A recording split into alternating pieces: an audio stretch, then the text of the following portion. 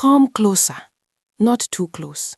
This is a moonlight story, and moonlight stories must be carried gently, the way one carries water in a calabash without spilling a single drop. Before we continue, like and subscribe to me, please. Let's continue. Listen with the quiet parts of you. Long before the paths of Olo were beaten flat by feet, before names were carved into memory, there stood a hill where the air itself seemed to pause.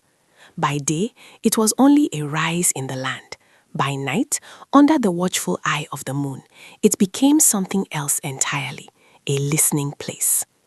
At the crown of that hill grew a mango tree unlike any other. Its trunk was wide enough that 3 adults holding hands could not circle it. Its bark shimmered faintly, as though moonlight lived inside it and leaked out slowly. Its leaves whispered even when there was no wind, brushing against one another like voices remembering old songs. The people of Olo called it Mtiwaroho, the tree of the spirit. The elders said its roots did not stop at soil or stone. They said the roots drank from the long memory of the earth, from the places where footsteps, tears, laughter, and regret all sank down and became history. Because of this, the tree did not simply grow fruit. It judged the heart that reached for it. Under the moon, the tree was most awake. Below the hill lived 2 sisters, born beneath the same roof, rocked by the same lullabies, and fed from the same pot. Yet the moon itself could tell they were different. The younger sister was called Nia. Nia walked softly, as though she knew the ground could feel her. She listened more than she spoke, and when she spoke, her words rested instead of pushing. People said that when Nia passed through tall grass, the blades leaned away so as not to scratch her skin. When she laughed, it sounded like relief. The elder sister was called Zeri. Zeri's steps were quick and sharp. She spoke before silence could finish its sentence. Her eyes were always measuring how much, how many, how soon. Where others saw a thing, Zeri saw what it could become if taken, bent, or sold. Hunger lived in her chest, even when her stomach was full. Each evening, when the moon climbed its path, both sisters walked toward the hill. Nia came first. She washed her hands in the cool water kept by her door. She removed her sandals before stepping onto the hill's path.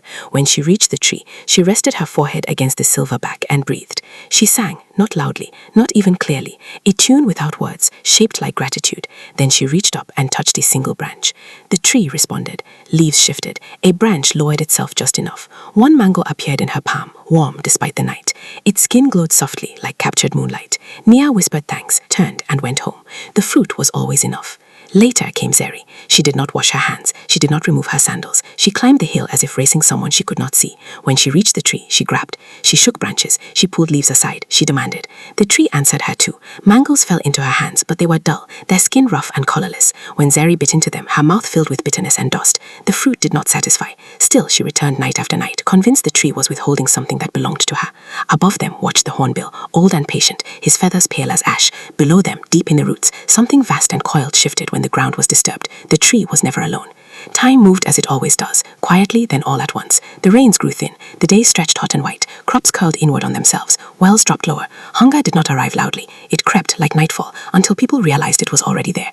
Only the mango tree remained unchanged. Under moonlight, it was still green, still listening. Nia came to the hill weaker now, her dress loose on her shoulders. She pressed her palms to the back and spoke aloud. Not for me, she said, for the children, for the old ones, for those who cannot climb. The tree trembled, almost like a sigh. More fruit appeared, never too much, never all at once. Nia shared carefully. The mangoes fed more than bodies. They fed steadiness. The village endured. Zeri watched from the edge of the path. In her chest, hunger twisted into something sharper. One night, when the moon hid its face, Zeri climbed the hill alone. She carried a blade. She carried a cart. She carried certainty. She struck the tree. The sound rolled through the ground like a warning. Sap bled from the wound, dark and shining. The earth shifted uneasily. Fruit poured down, not gently, not kindly. Zeri laughed as she gathered them, but in her hands the mangoes hardened, cold, heavy, stone. She tied the cart to her waist and pulled. The hill did not move. Instead, it began to swallow. Her laughter broke. Her strength failed. She cried out, and this time the night listened. Nia came running. She did not shout. She did not accuse. She knelt at the wounded tree and placed her hands over the scar. She sang apology into the back. The moon slid out from behind the clouds. The hornbill spoke once. Release what you cannot harry. Zeri saw herself then, not as a victim, not as a queen, but as a woman bound by her own wanting. She let go. The ropes loosened. The stone sank. The earth closed gently over them. At the edge of dawn, Nia took one mango from the tree and split it in half. She gave the larger is to Zeri. It tasted sweet. The story has ended. Please like and subscribe. Don't forget to share your thoughts in the comment. Thanks for watching. Bye.